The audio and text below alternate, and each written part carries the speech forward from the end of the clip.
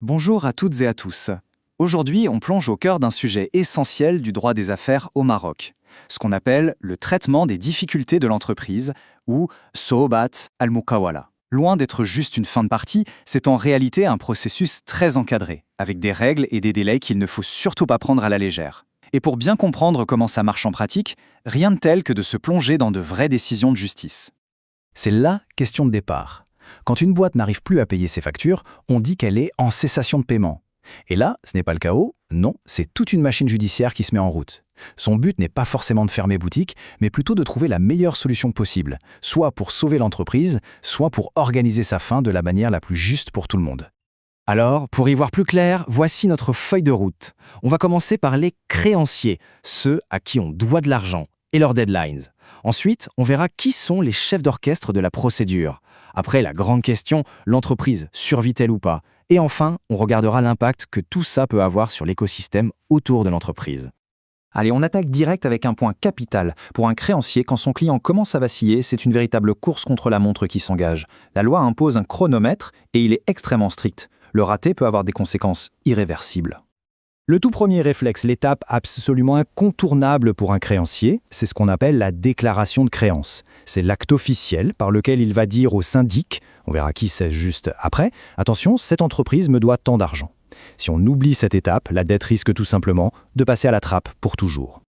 Et ce compte à rebours, le voici. À partir du moment où le jugement d'ouverture de la procédure est publié, le chrono est lancé. Les créanciers qui se trouvent au Maroc ont 2 mois, pas un jour de plus, pour faire cette fameuse déclaration. Pour ceux qui sont à l'étranger, le délai est un peu plus long, 4 mois. Et attention, ces délais, ils ne sont pas là pour faire joli, ils sont impératifs.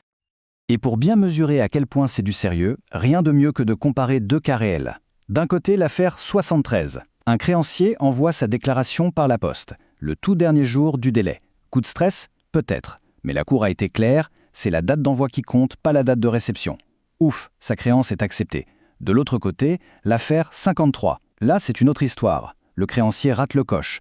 1 an plus tard, il se réveille et tente de rattraper le coup. Trop tard. Sa demande est rejetée. Ça illustre parfaitement la rigueur du système. Alors, retenez bien ce chiffre, 1 an. C'est le délai ultime, la date de péremption absolue pour tenter de faire valoir une créance qu'on aurait oublié de déclarer à temps. 1 an à compter du tout premier jugement qui a lancé la procédure. Passé ce délai, c'est fini, terminé. Il n'y a plus aucun recours. C'est une sanction vraiment très sévère pour le créancier qui n'a pas été assez vigilant. Ok, les délais, c'est clair. Mais qui tire les ficelles dans toute cette procédure? Qui est aux commandes? En fait, il y a 2 personnages centraux qui entrent en scène, le syndic et le juge-commissaire. Leurs rôles sont bien distincts, mais totalement complémentaires. Comprendre qui fait quoi, c'est essentiel pour saisir la mécanique. Alors, d'un côté, on a le syndic. As-syndic. Il faut le voir comme le manager, le chef de projet de l'opération. C'est lui qui met les mains dans le cambouis. Il vérifie les dettes, il peut gérer l'entreprise au quotidien, il élabore des solutions, il agit dans l'intérêt de tous les créanciers. Et de l'autre côté, il y a le juge-commissaire, Al-Qadi al-Muntadab. Lui, c'est le superviseur, l'arbitre. C'est un juge dont la mission est de s'assurer que tout se déroule dans les règles, rapidement et en protégeant les intérêts de chacun. Le syndic a des pouvoirs assez impressionnants pour essayer de maintenir l'entreprise en vie. L'affaire 59 en est un super exemple. Imaginez une entreprise qui a besoin de carburant pour continuer à tourner, mais qui a des factures impayées. Eh bien, le syndic peut exiger du fournisseur qu'il continue à livrer, et le fournisseur est obligé d'obéir. Mais attention, il a une contrepartie cruciale. Le syndic doit garantir que ces nouvelles livraisons soient payées immédiatement, au comptant. Le pouvoir du juge-commissaire, lui, est grand, c'est vrai, mais il n'est pas absolu. Son terrain de jeu est très bien délimité par la loi. Par exemple, un litige sur une dette fiscale, comme on l'a vu dans l'affaire 65, ce n'est pas de son ressort. Une contestation sur la façon dont l'argent de la vente des actifs est réparti, comme dans l'affaire 76, non plus.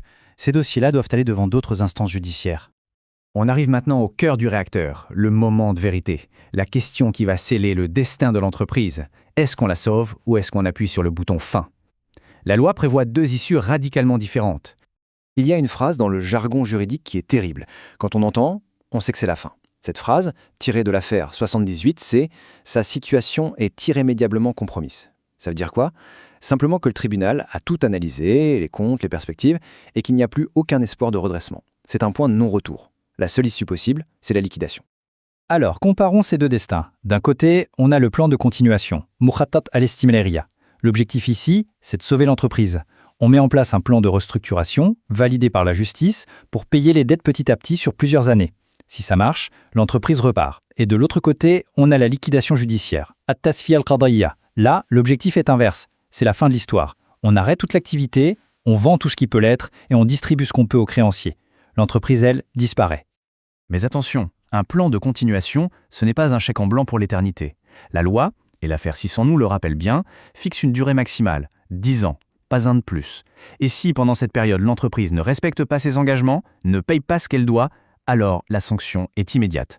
On annule le plan et on bascule directement en liquidation. Il n'y a pas de seconde chance. Une entreprise qui tombe, ça ne se fait jamais en silence et sans faire de vagues. C'est un peu comme un domino. Sa chute en entraîne souvent d'autres. C'est cet effet domino qu'on va explorer maintenant. On a déjà parlé des créanciers et des fournisseurs, c'est assez évident. Mais il faut penser plus loin.